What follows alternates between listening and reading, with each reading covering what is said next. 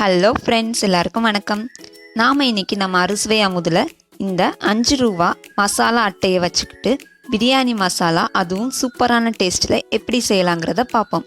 அதுக்கு முன்னாடி நம்ம சேனல் சப்ஸ்கிரைப் பண்ணாமல் இருந்தீங்கன்னா சப்ஸ்கிரைப் பண்ணிக்கோங்க. மறக்காமல் நோட்டிஃபிகேஷன் ஐக்கான் கிளிக் பண்ணிக்கோங்க. நான் இந்த masala packet almost 12 packets open பண்ணி இந்த மாதிரி எடுத்து வச்சுருக்கேன் தனித்தனியாக. சப்போஸ் நீங்கள் வாங்கின பேக்கெட்டில் பட்டை இந்த மாதிரி பெருசாக இருந்துச்சுன்னா குட்டி குட்டியாக இந்த மாதிரி கட் பண்ணி வச்சுக்கோங்க.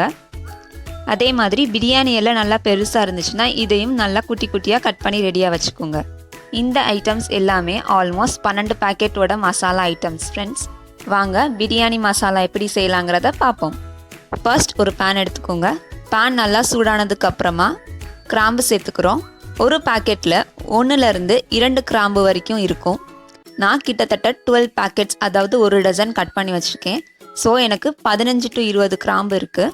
அதோட ஏலக்காய், இதுவும் அதே அளவு குவான்டிட்டி தான் ஃப்ரெண்ட்ஸ் இருந்துச்சு. உங்களுக்கு ஏலக்காய் ஃப்ளேவர் அவ்வளோவா பிடிக்காதுன்னா கொஞ்சமாக கம்மி பண்ணிக்கோங்க.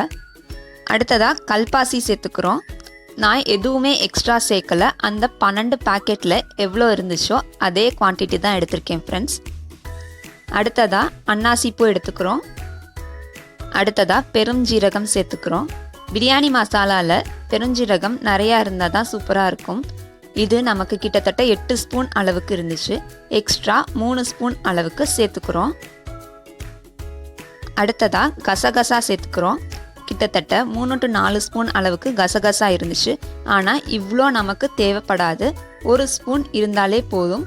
உங்களுக்கு கசகசா சேர்க்குறதுல விருப்பம் இல்லைன்னா அதை ஸ்கிப் பண்ணிக்கலாம். அது சேர்த்து தான் ஆகணுங்கிற அவசியம் இல்லை.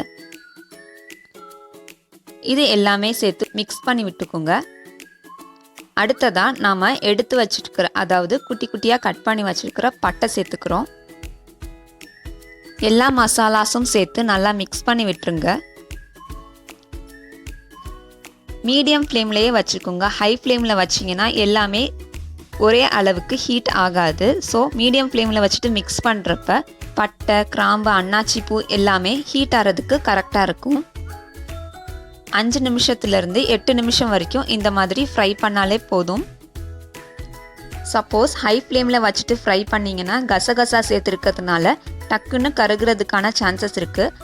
இந்த மசாலா ஜாமானில் ஒரு ஐட்டம் கருகுனா கூட ஹோல் பிரியாணி மசாலாவே வேஸ்ட் ஆயிரும். ஸோ மீடியம் ஃப்ளேம்லேயே வச்சுட்டு ஃப்ரை பண்ணுங்கள்.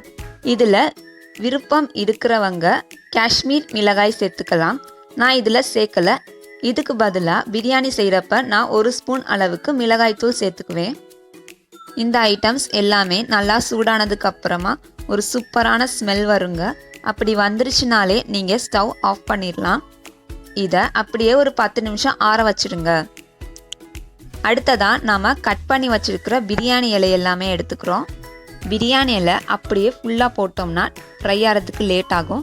அதனால் 2 to 3 பீஸ் அளவாக கட் பண்ணிக்கோங்க. இதையும் மீடியம் ஃப்ளேமில் வச்சுக்கிட்டே ஃப்ரை பண்ணுங்க. ஏன்னா டக்குன்னு ஹீட் ஆயிரும். இந்த பிரியாணி மசாலா எல்லா விதமான பிரியாணி ரெசிபீஸ்க்கும் யூஸ் பண்ணிக்கலாம்.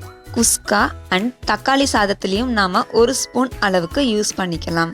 அது மட்டும் இல்லாமல் நீங்கள் எந்த நான்வெஜ் ரெசிபீஸ் செஞ்சாலுமே இது கொஞ்சமாக, அதாவது 1 ஸ்பூன் அளவுக்கு சேர்த்தா அதோட ஃப்ளேவரே சூப்பராக இருக்கும் ஃப்ரெண்ட்ஸ்.